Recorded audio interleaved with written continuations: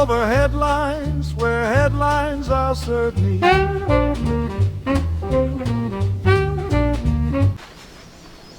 Welcome to Bourbon over headlines, where your headlines are served neat. So everyone, pour yourself a glass. Mine's already poured. I got an old fashioned tonight with the Horse Soldier bourbon. So we're going to Iowa this week, Cedar Rapids. So just a little bit about Cedar Rapids. It's in Iowa. No, it's in Linn County. The first settler was named Osgood Shepherd. There's a name you don't hear anymore. Osgood Shepherd. That's a name you don't hear anymore. So he was the first settler. It's in Linn County. Or Linn County, my bad. Linn, not Link. Linn. L-I-N-N County. Now, the actual founders of the city are a Mr. Brown and a Mr. Green. George Green and Malcolm Brown. January 1849 is when it was officially incorporated by the state of Iowa. It has a really high Czech population of all the things. I guess the Czech people came across in that time frame. Population currently is 140,000 plus. Back when we were doing this, which is actually today, the 1910s and the 1930s. 1910s and the 20s were spread out a little bit today. They're roughly 30,000, 32,000, 33,000. So the mayor during this time period for most of these stories is a Matt Mills from 1909 to 1911. Ironically, I couldn't find one after that until 1920. Every list I had, couldn't figure out that. I don't know if it just wasn't there or someone didn't record it. I don't know. And the first radio station was WMT. It was in 1922 in July, but the first radio station in Iowa was in Ames. That was WOI, which was in April of 1922. And then Davenport was in May, which is WOC. So those are the first three radio stations in town. So in the 1920s, our stories today are taking place before the 1920s. So really the only way you got news in this world was truly the newspaper, because you didn't have commercial radio back then. These are the commercial radio licenses. So that was truly the way. So couple stories. So we have very interesting stuff today. We're all over the map. Let's start with an assassination attempt. Now, this is from the Cedar Rapids Gazette in 1909. The story is from Philly, which again happens. Newspapers have stories from all over the place. I try to grab local stories, but a lot of times the local stories, either they're not interesting, in my opinion, super not interesting, or they have a lot of national stuff, because a lot of these are smaller towns so they know a lot of the local stuff already. So they want to bring it, especially if you're in Iowa in the 1910s and 1909s, the 1900s and 1910s. There's not TV, definitely not social media, there's definitely not 24-hour news cycles. This is how you get your stories, is through the newspapers. This is how you find out what's happening outside probably a 50 square mile radius. So it says, man attempts to kill mayor. So this happens in Philly. While Mayor Rayburn of Philadelphia was in conference this afternoon with several citizens, an unidentified man said to be a foreigner, thought to be insane. This is how they wrote back then. An identified man said to be a foreigner. So we don't know if he's a foreigner. And insane. He wouldn't be called insane today. He'd be called mentally unwell, mental health challenge. We wouldn't do insane. Okay? When detected by the guard, the man exclaimed, "I will kill the mayor." So as I was saying, is that the guy was arrested. He was overpowered and arrested. Now, he was attempted to break the door into the leading to the mayor's office. Now, I tried to find follow-ups on this in Philadelphia websites and other areas. I couldn't find anything about the guy, and what his name was, or released it. Now, they didn't release a lot of people's names back then until way after the fact, after everything had been done. So this could have taken years and years and years in the court system. He could have been put in an insane asylum. He could have been sent back to his country. I don't know. I couldn't find any follow-up. I looked 2 years, 3 years ahead.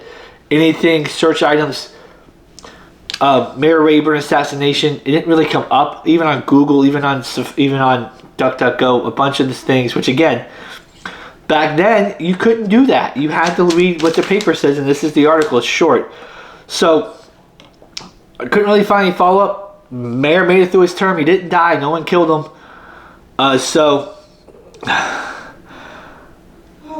Quite interesting on that front. The next story, I got this because 2 reasons.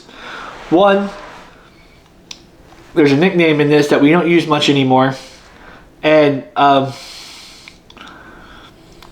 there's a reward. And I love people who are captured for reward. So, Luther Anderson, alias Curly.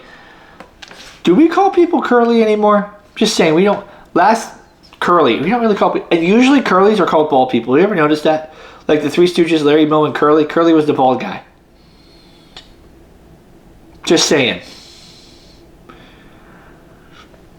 Is it one of those things like you call the big guy Tiny, you call the bald guy Curly? One of those ironic nicknames. If it is, that's great. I just think it's alias Curly Anderson. Feels like a bad Ron White joke. And they called me Curly. Escaped from the jail at Montgomery. So Montgomery, Iowa. Montgomery, Missouri. My bad. Montgomery, Missouri. So Missouri, Iowa, Missouri, they border each other. On Sunday night, he was captured at Argyle.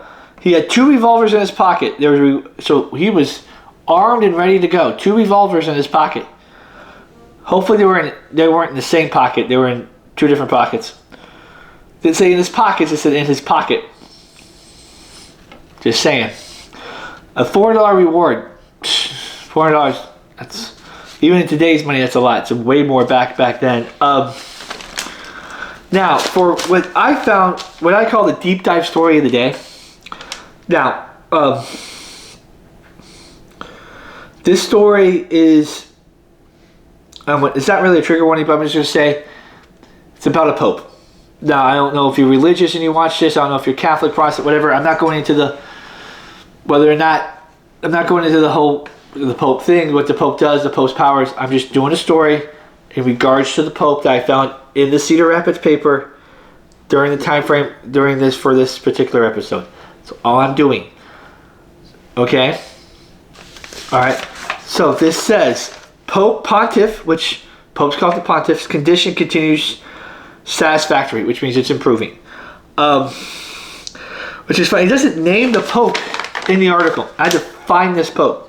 It says the Pope was much less troubled by his cough today and was without fever. It was the 6th consecutive day on which his temperature had not risen above normal, and the physicians decided they would shortly be able to limit their visit to once a day.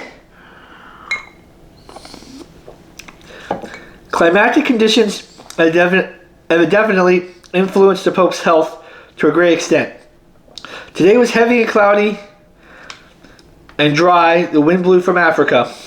I don't know what that has to do with anything about the Pope, but we're going to do this and we're going to go from there. So, but this thing doesn't tell me anything about the Pope at all. Not at all. As I was saying, sorry about that. I had to go take care of Mother Nature. Doesn't tell me anything about the Pope's name or exactly what condition this was, which is interesting. So, had to do some research. So the Pope was Pope Pius X. He was Pope from 1903 to 1914. Okay, now what they're talking about here is that in 1913 he had a heart attack, a pretty bad heart attack, and a couple bouts of influenza. So,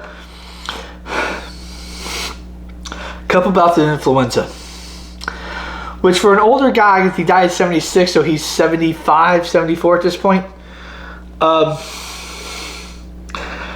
That can be a lot, even that. So a little bit about Pope Pius X, because they don't mention his name in here.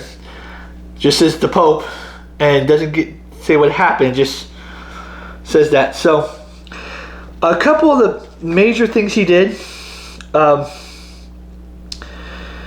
is he lowered the age of the first communion to 7. So up until then, you had to be older for the first communion. He lowered the age of the sacrament to get your first communion, which now allows younger kids to have communion. I think that's great. Also, he authorized and gave money to the construction of the National Shrine of the Immaculate Conception in D.C. Very thoughtful of him. Very nice of him. I say he suffered a heart attack and influenza in 1913. I already said that. He became a saint in 1954, and he was the first pope to be sainted since the 17th century. And now, you have to remember, you go back into the pope, into the history of the popes. There's one time where a dead pope was put on trial. Most of us probably know that thing. Dead pope put on trial. Okay. There was 2 popes at one time. There was popes who excommunicated other popes. There was popes who had kids, who had wives. Okay? Popes who had power and owned lands besides the Vatican. At one point, the Pope was not only powerful in the Catholic Church, but very powerful militarily. Had a lot of lands in his possession, was very, very rich. Pope at one point was probably one of the richest people on the face of the planet. The history of the Pope and the history of the papacy is fascinating. There's death, there's war, there's lust, you name it. The history of the papacy has it. And interesting in that is because you remember, this is the early 1900s. Italy, as we know it today, as a country, hasn't happened yet. Okay, this is before Mussolini. This is before fascism rises. This is right before World War One. Okay, so you still have the Italian Empire to speak. You're starting to form an independent Italy as one country, but you still have different territories. And this pope was a very conservative pope by the standards of back then, and probably today too. Very, very conservative pope, and he was slightly mad that he had to give up that the pope was giving up these excess territories around the Vatican and other papal territories. Kind of mad about that, but can't really do anything about it. Another thing he did was Pope Pius. He was very pious. The name fit. He invited friends of his and other people, other citizens from around the Vatican and Rome to dine with him. And it was the first time that any pope wasn't dining alone since Pope Urban the 8th in the 1600s. Pope Urban was 1623 to 1645, I believe, or 1640s. That was the first time the Pope hadn't dined alone, and we're in 1913, so that's close to 300 years that the popes had dined alone. That had to be dining alone. I don't like dining alone. I don't like eating by myself. I'll do it if I have to, and I've done it before, but I don't really like it. I'll talk to someone next to me or something. So also what he did is he commissioned other bishops and other people higher up to come up to basically codify and to unify the teachings of the Catholic Church, because the Catholic Church had different things as said. It was a very wide-ranging church. So basically create a canon, like canon law. You know, in comic books you have the canon. So create canon law. And he did this. He commissioned it. Now, it happened till after his death. It didn't get finished after his death. Now, so, and an interesting side note,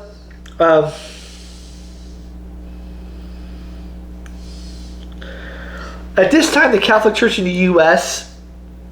had some interesting going on. I didn't really look into it. It just, when I was doing some research, And to the point where there was a divide between the U.S. Catholic Church and the Pope, to the point where this Pope denied current Vice President Charles Fairbanks, when they came to Rome as an envoy, said he wouldn't dine with him. And this guy keeps coming up in my stories, I guess because it's the time period. He didn't see former President Teddy Roosevelt. Now, Teddy Roosevelt was a force of nature from about 1900 to his death, even earlier. You could say 1890s. Before the presidency, after the presidency, he was. We did a story last week, or a couple weeks ago, where he went to Africa, did basically a safari of Africa, one of the first, if not the first, major safaris that was extensive picture taking because he had all this backing, had photographers to take the pictures, and it was the first time really a lot of people outside Africa and maybe parts of Europe had seen these vast quantities of Africa, has seen giraffes and lions in actual pictures, not drawings. So basically, as a conservative pope, he wanted to bring together Catholic canon, create a canon. The U.S. He wasn't the U.S. Church. He was trying to bring that in by rejecting these guys, and he was sainted. He became a saint. So that's very interesting. So after that heavy story of the Pope, let's get to something a little more lighthearted. Fireman ejects tramp skid slide. Now, we don't use the word tramp anymore, okay? Tramp was made popular. The stereotype of a tramp was made popular, of course, by Charlie Chaplin, whose famous character was a tramp all the way through the 1940s, late 30s, early 40s. Was a tramp, never spoke words, was his very prominent figure. Now, okay, so O.E. Crease, I think that's his name, Crease or Cress, just says a fireman. If I pronounce that wrong to anyone in the Crease or Cress family, I apologize. I'm just trying, I'm reading the story. A fireman employee of Rock Island residing, not going to give the address out even though probably whoever lives there is not a member of the Crease family. But let's go ahead. It's South 12th Street. I'm just going to say South 12th Street. Okay. Was slugged and nearly unalived or killed, depending how you want to put that, last night at about 9 o'clock when passing the public library building. Now, why would that happen? Well, earlier in the day, okay, it says here he had put 3 tramps off his engine. So, I guess he was doing a call or something or whatever, or he was just got into the engine and there was 3 tramps on it, whether they were sleeping on it, whether they were just hanging out on it. He told them to skedaddle, like go away. And later that evening, he noticed them eyeing him rather closely when he was uptown. Uptown Girl, how about Uptown Fireman? Shout out to Billy Joel there. Great song, Uptown Girl. Listen to it. He was uptown, but thought nothing of it. Well, okay, they're eyeing him closely. They're a little mad at him because he kicked them off the thing.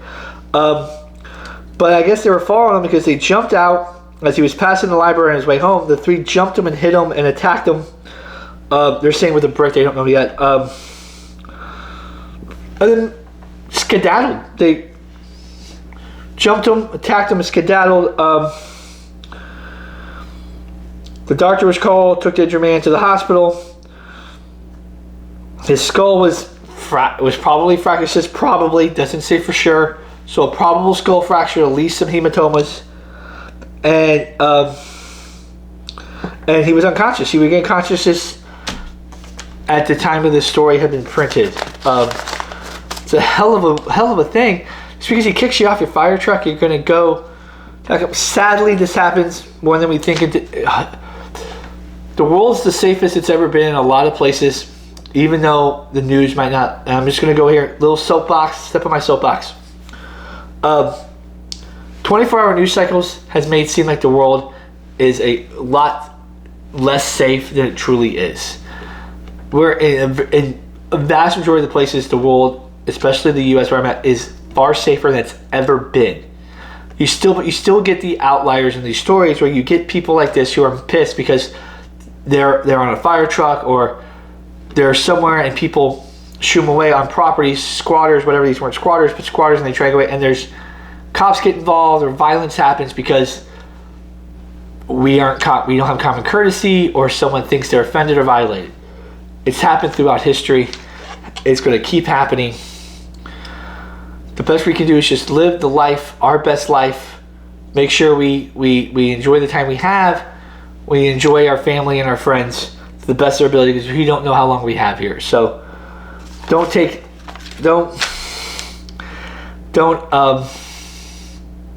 anything too seriously. Okay. Now, if you watch my short, I mentioned a kite catching things on fire. Well. We have this story about the last two stories are the kite story and the dynamite story. So we're gonna have the kites that catch things on fire and dynamite. All right. So kite on the house. Kite on housetop helps start fire. Kite helps start the fire. A new means of setting a house on fire was brought out yesterday when the fire department was called to the residence of GMH at D Avenue West. To extinguish the blaze on the roof of a house, the youngsters living in the neighborhood had been flying a kite which became entangled in wires over the residence and dropped to the roof. The boys left the kite there. A spark from the chimney set it on fire. So you had a kite and you had a spark, and the next thing you know, you had ignition and fire.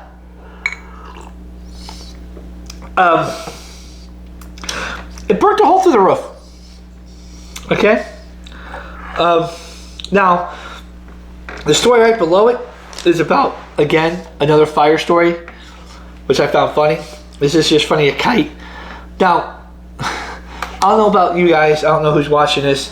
When I was a kid, I liked to fly kites. It was fun. You had a windy day, you went out, you flew a kite, try to see how high you can get it up and still control it before you got it down.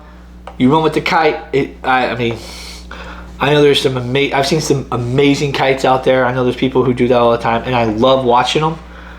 And when I was a kid, I played with kites. I don't know if that's a thing we do today in the world.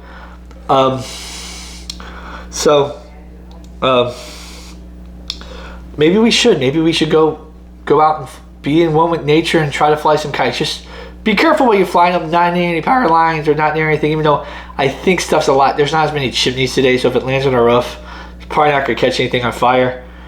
Hopefully, knock on wood, that doesn't catch anything on fire. The story right below it, which I printed out too, because it's another fire story. The somewhat unusual scheme of piling kindling against a hot furnace to dry caused a fire. Okay. I get it, you want to dry your wood out because dry wood burns better than wet wood. Wet wood smokes. I understand the premise. I made many a campfire in my day, younger, whether it was as a Boy Scout or later on just camping. I get that you want dry wood.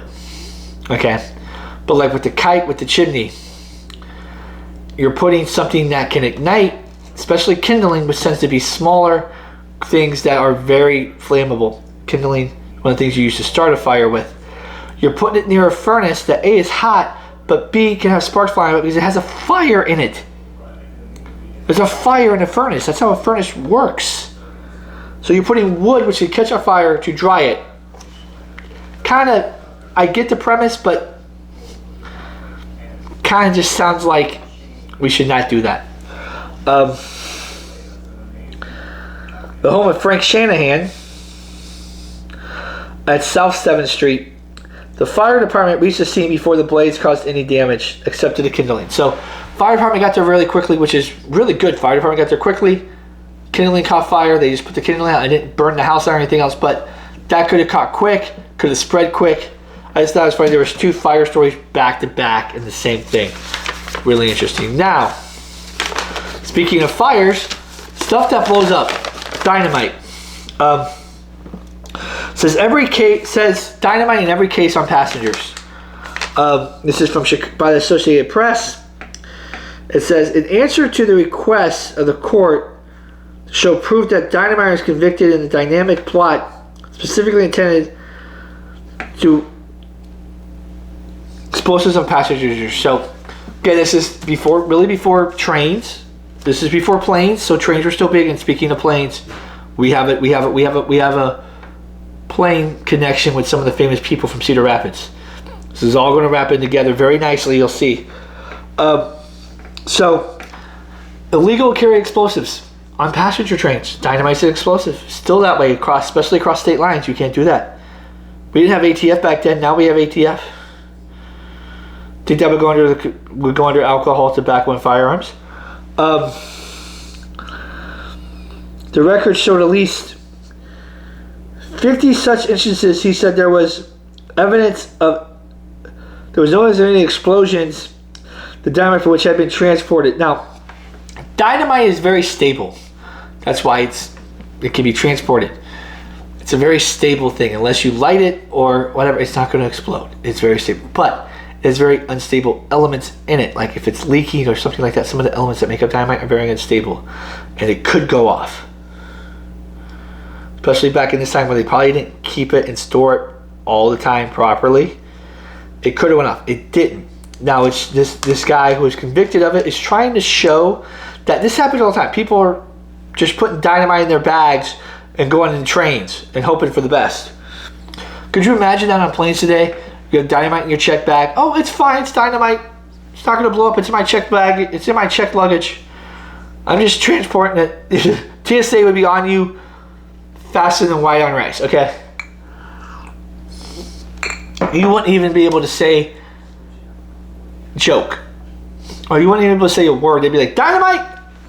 It would evacuate the plane, the airport, probably everybody within a 20-mile radius of the airport if they thought dynamite was anywhere near there, whether or not it's stable or not. So basically the government's based its case on 17 transportations of nitroglycerin and 8 of dynamite. So nitroglycerin and dynamite. Nitroglycerin is very unstable by itself. It's in dynamite combined with other things to make it stable. These things can explode very easily. Okay, so they're saying that it's illegal because even though it happens hundreds of times without going off, if it goes off once, it should be illegal, which is a proper thing when you're talking about explosives. You don't know when, so you want to prevent it happening at all.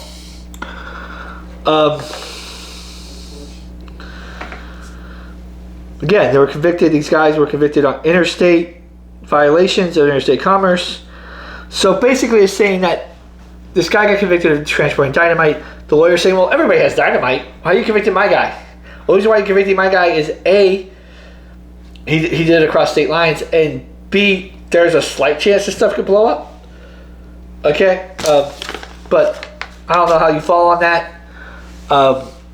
In my opinion, explosives don't transform in anything that isn't rated to transport them on. So if they do go off, they don't cause damage, collateral damage. Okay.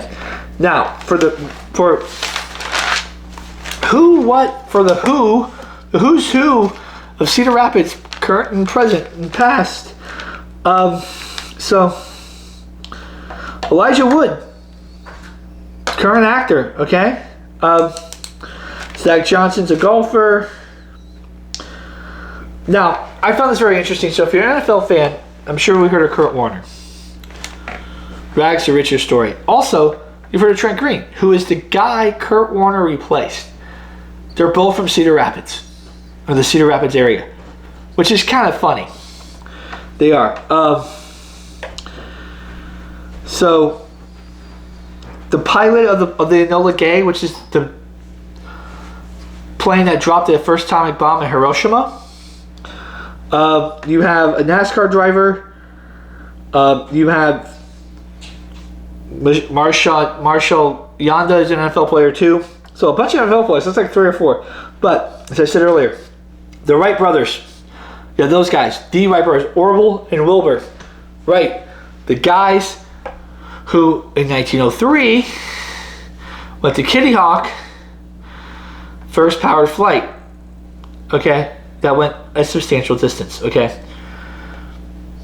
All right. They grew up and had their youth in Cedar Rapids before they moved to Ohio.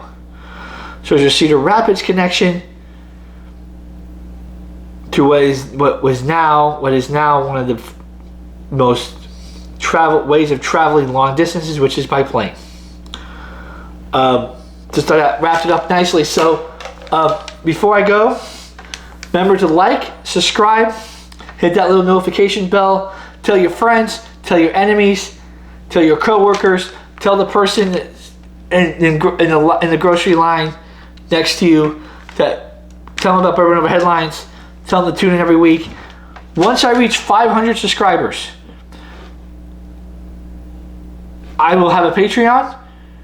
Maybe before, but definitely when I reach 500 subscribers, I'll do a Patreon, and on that Patreon, there will be excess content.